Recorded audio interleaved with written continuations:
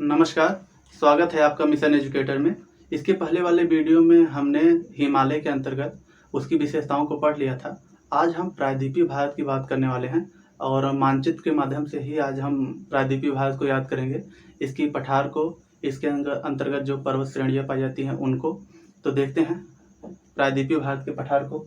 इसमें सामान्यतः प्रायद्वीप उसे बोला जाता है जो 3 तरफ से जल से घिरा हो और एक तरफ से भू आबद्ध देश हो या द्वीप हो, उसे प्रायद्वीप बोला जाता है। और इसके पूर्व में जो है बंगाल खाड़ी पाया जाता है। इसके पश्चिम में अरब सागर और इसके दक्षिण में जो है हिंद महासागर पाया जाता है।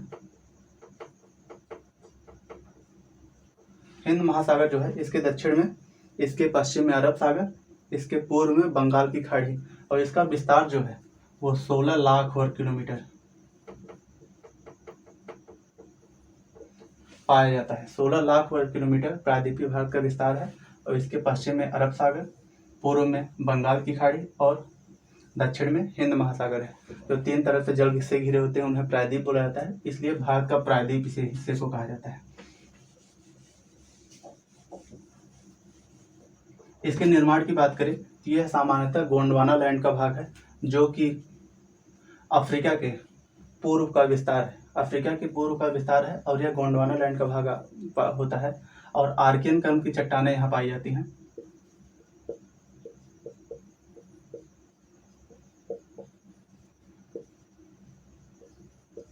आर्कियन क्रम की चट्टानें यहाँ पाई जाती हैं और यह गोंडवाना लैंड का भाग है जो कि पृथ्वी के भूगर्भ में जो विवर्तनिक क्रिया होती है, जिसके अंतर्गत प्लेट टेक्टोनिक हम पढ़ चुके हैं।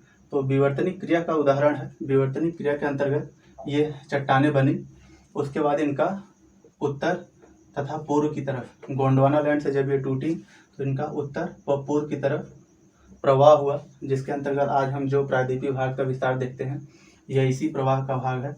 जिसके बाद यहाँ पे टेथिस सागर था, जिसमें वलन पड़ने से हिमालय का निर्माण हुआ। इसके बारे में बात कर चुके हैं। तो इसके बाद बात करेंगे इसके पठार की व पर्वत श्रेणियों की। सबसे पहले देखते हैं जो सबसे पुरानी पर्वत श्रेणी है और विश्व की सबसे प्राचीनतम पर्वत श्रेणी में जिसका नाम आता है वो है अरावली। जिसके विस्तार की बात करें तो ये 800 किलोमीटर के अंतर्गत आता है और गुजरात के पालनपुर से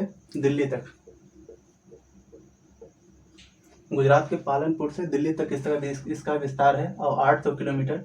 इसकी जो सर्वोच्च चोटी है वो है माउंट आबू, जो कि राजस्थान के अंतर्गत पड़ता है। माउंट आबू का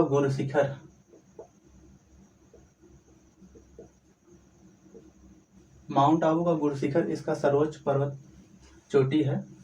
और इसके बाद इसके उत्तर की सीमा की बात करें प्रायद्वीपीय भारत के तो आता है बुंदेलखंड का पठार, जो उत्तर की सीमा का विस्तार है।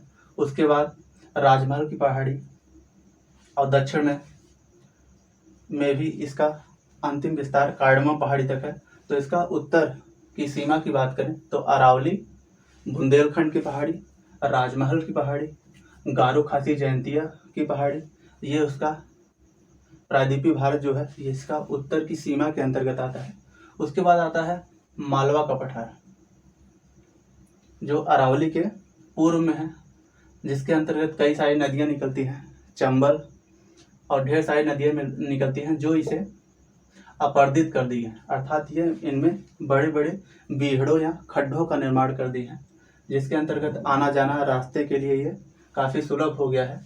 उसके बाद आता है बुंदेलखंड का पठार, जो उत्तर प्रदेश का दक्षिणी जो सीमा है वो यहाँ आता है, बुंदेलखंड का पठार।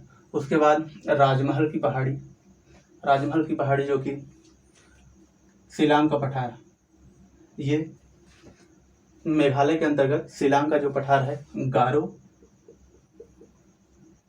खासी जयंतिया जो शिलांग के पठार के अंतर्गत आते हैं, वो खासी पहाड़ी के अंतर्गत ही मासिनराम, जो कि सर्वाधिक वर्षा का क्षेत्र है, मासिनरा तथा चेरापूंजी जो इसके पहले हुआ करता था। तो मासिनरा तथा चेरापूंजी इसी खासी पहाड़ियों के अंतर्गत आता है। उसके बाद आता है छोटा नागपुर का पठार। छोटा नागपुर पठार के अंतर्गत इसमें दामोदर नदी, इस छोटा नागपुर पठार को 2 हिस्सों में विभाजित कर दी है। दामोदर नदी इसके बीच से बहती है। जो उत्तर की तरफ है उसे हजारीबाग का पठार और इसके जो दक्षिण में है उसे रांची का पठार कहते हैं। छोटा नागपुर पठार का 2 हिस्सा है, एक हजारीबाग का पठार, दूसरा रांची का पठार। और दामोदर नदी इसे 2 हिस्सों में अलग करती है।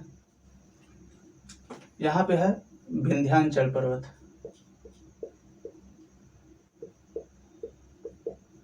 विंध्याचल पर्वत ये इसके पूर्वी विस्तार की बात करें कैमूर की पहाड़ी है। विंध्याचल पर्वत कैमूर की पहाड़ी, और यह विंध्याचल पर्वत बिहार तक जाता है, अर्थात इसकी पूर्वी जो सीमा है वो बिहार से टच करती है।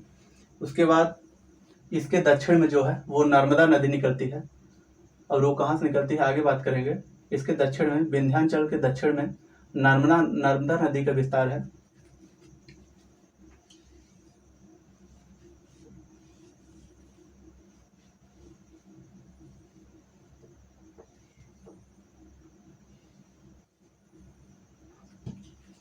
कैमूर की पहाड़ी और विंध्याचल पर्वत श्रेणी के पूर्वी जो भाग है वो बिहार तक जाता है, और इसके दक्षिण में नर्मदा नदी का विस्तार है। उसके दक्षिण में सतपुड़ा पर्वत श्रेणी आती है, जिसके अंतर्गत 3 पर्वत श्रेणियां हैं। सतपुड़ा, महादेव जिसकी सर्वोच्च चोटी है धूपगढ़ चोटी, उसके बाद मैकाल। अमरकंटक इसका पूर्वी विस्तार है। अमरकंटक जहाँ से नर्मदा नदी व सोन नदी जो कि गंगा की सहायक नदी है वो निकलती है अमरकंटक की पहाड़ियों से। अमरकंटक की पहाड़ियों से 2 नदियों का निर्गम है, वो नर्मदा व सोन नदियों का निर्गम इसी अमरकंटक पहाड़ी के अंतर्गत आता है।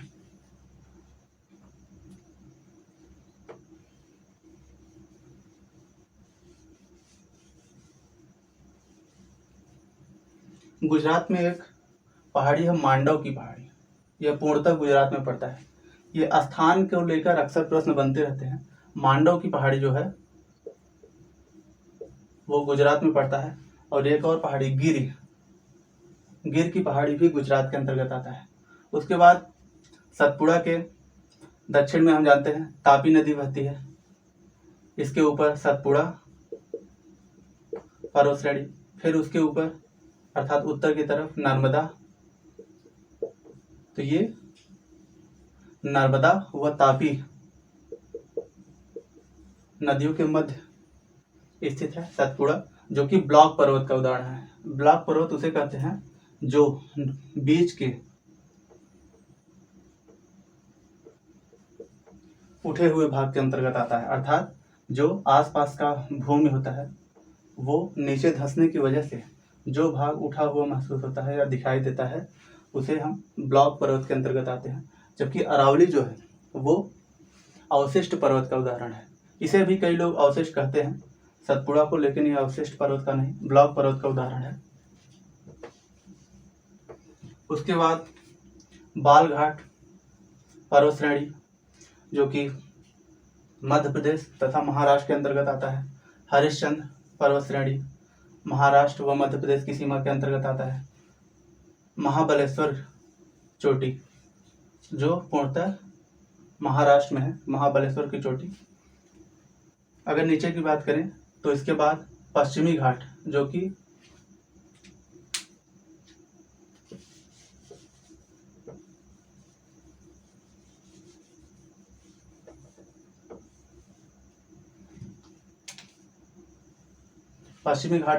गुजरात से लेकर तमिलनाडु तक है।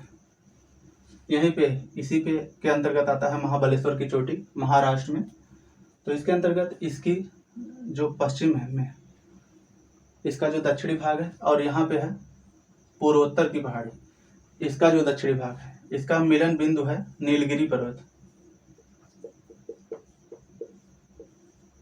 नीलगिरी पर्वत पश्चिमी घाट तथा पूर्वी घाट का मिलन बिंदु है और यहाँ पे टोंडा जनजाति पाई जाती है। इसी नीलगिरी पर्वत के अंतर्गत टोंडा जनजाति पाई जाती है और इसका सर्वोच्च चोटी जो है वो है दोदा बेट्टा।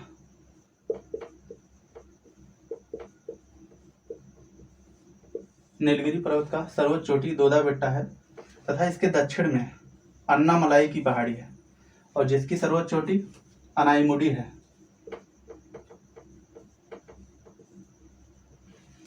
अनाईमुडी दोदा बेट्टा से अधिक ऊंची है, अर्थात इसका ऊंचाई जो है वो 2695, जबकि दोदा बेट्टा की जो ऊंचाई है वो 2637 मीटर है।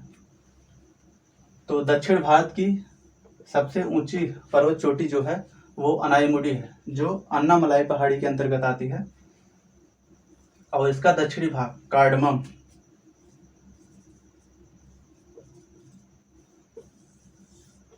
प्रायद्वीपीय भारत का सबसे दक्षिण जो पर्वत श्रेणी है वो है कार्डमम की पहाड़ी, जो कि इसी पश्चिमी घाट का भाग है, सबसे दक्षिणतम पश्चिमी घाट का भाग है। और इसके तमिलनाडु में सेवराय की पहाड़ी है। इसी कार्डमम पहाड़ी को इलायची की पहाड़ी भी कहा जाता है और इसके उत्तर में सेवराय की पहाड़ी है, जो कि पूर्वी घाट का उदाहरण है। और उसके बाद जावादी की पहाड़ी, जवादी की पहाड़ी जो है ये भी पूर्वी घाट का ही भाग है। सेवराय की पहाड़ी, जवादी की पहाड़ी, ये दोनों तमिलनाडु के अंतर्गत आती हैं और यह पूर्वी घाट का भाग है। उसके बाद नल्लामलाई की पहाड़ी आंध्र प्रदेश व तमिलनाडु की सीमा पे, लेकिन आंध्र प्रदेश के अंतर्गत माना जाता है, क्वेश्चन बन चुका है इससे। उसके बाद यहाँ पे है दंडकारण्य का पठार। ये दंडकारण्य का पठार है जो कि आंध्र प्रदेश व तेलंगाना के अंतर्गत आता है, दंडकारण्य का पठार। उसके बाद छोटा नागपुर पठार हम देख चुके हैं, इसे बस्तर का पठार भी कहते हैं। दंडकारण्य का पठार, बस्तर का पठार, राम जी अपना जो वनवास है यहीं पे काटे थे।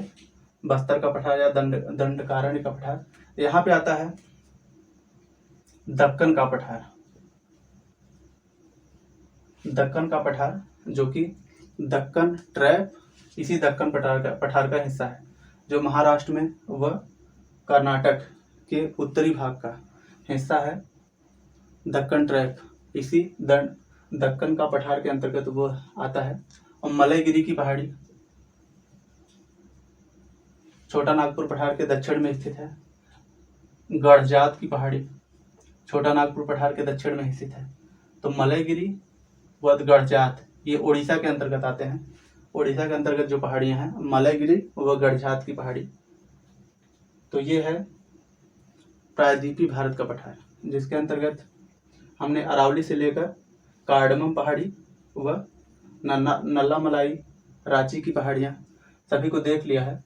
और आप इसके स्थान को याद रखिए तथा इसके जो विशेषताएं हमने बताई है उसे याद रखिए। और इसकी नदियों को तथा भारत की अन्य नदियों को हम इसके बाद देखेंगे। धन्यवाद।